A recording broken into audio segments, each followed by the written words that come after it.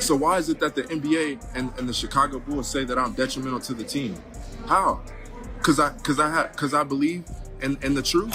LeBron James just got dragged into one of the most explosive stories in the NBA this year, and it started with one player, one Instagram Live, and one name drop that changed everything. On March 30th, 2026, the Chicago Bulls waived Jaden Ivey, a former top 5 draft pick, gone. Just like that. The official reason? Conduct detrimental to the team. But here's what the mainstream media is not telling you. Hours before that waiver, Ivey went on Instagram Live and said something that set the entire sports world on fire. He called out the NBA for celebrating Pride Month. He called it a celebration of sin, and within hours, he was out of a job. Now people are asking a shocking question. Did the NBA just punish a player for his Christian faith? And more importantly, why is LeBron James completely silent about it? Because Ivey did not just go after the NBA. He named names. LeBron James, Michael Jordan, Stephen Curry. He said on Judgment Day, rings and fame mean absolutely nothing. And LeBron has not said a single word. We are going to break down exactly what happened, why LeBron got pulled in, and what his silence actually means. Stay with us. They proclaim Pride Month in the NBA. They proclaim it. They show it to the world. They say, come join us for Pride Month to celebrate unrighteousness. So, how did a player going live on Instagram turn into one of the biggest stories in the NBA this year? Here is exactly how it happened. Jaden Ivey had been struggling all season, injuries, very limited playing time, and during that difficult stretch, he changed as a person. He started posting long videos about his Christian faith online. Team sources said he became more and more preachy inside the locker room. Some players were getting uncomfortable. Tension was quietly building between him and the organization.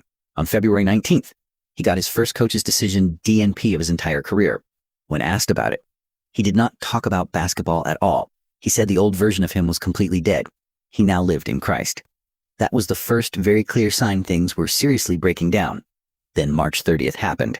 Ivey went live on Instagram. He blasted the NBA publicly for supporting Pride Month, called it a celebration of unrighteousness, said the league was openly promoting sin to the entire world, and the Chicago Bulls did not wait even one day. They waived him that same night. Before we go further, if you are finding this valuable, hit subscribe right now. We cover the stories that mainstream sports media refuses to touch. Now here is where it gets even more explosive, because Ivey did not stop there. Later that same night, from a plane, he went live again for 34 straight minutes.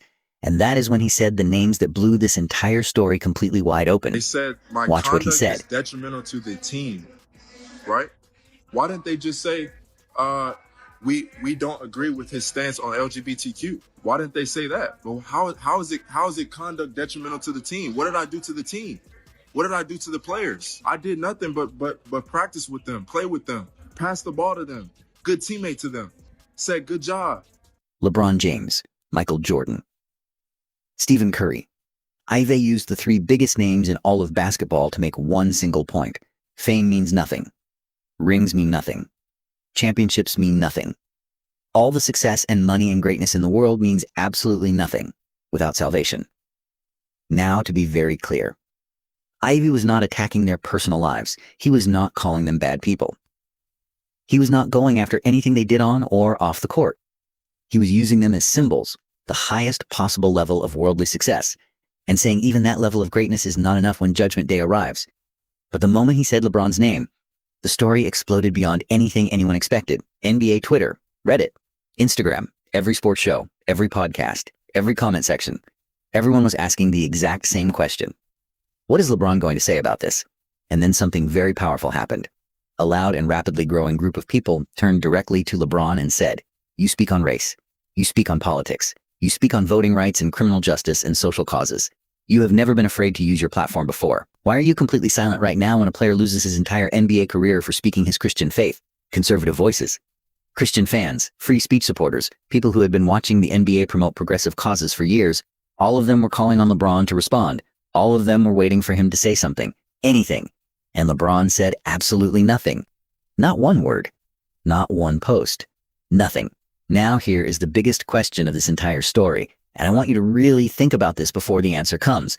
Did the NBA actually move against LeBron because of all this? Did they ban him, warn him, fine him, pressure him quietly behind closed doors to stay silent?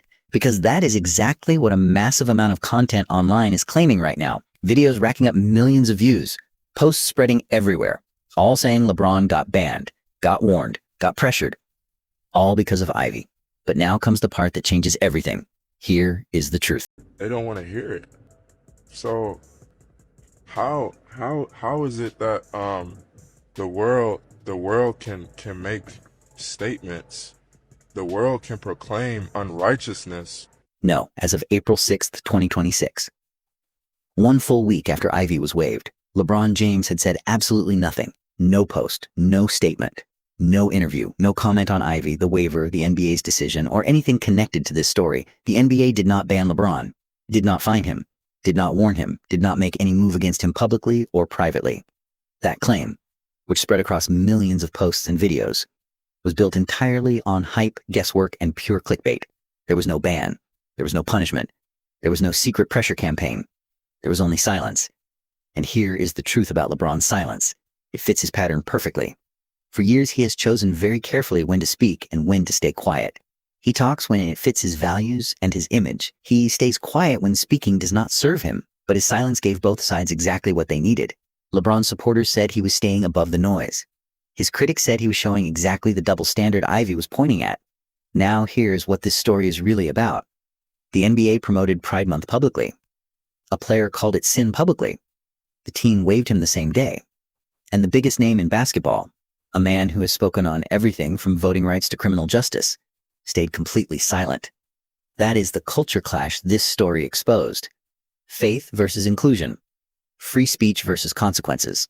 A player cut for what he believed versus a league that sells inclusion as its identity. And LeBron standing silently right in the middle of all of it tells you something.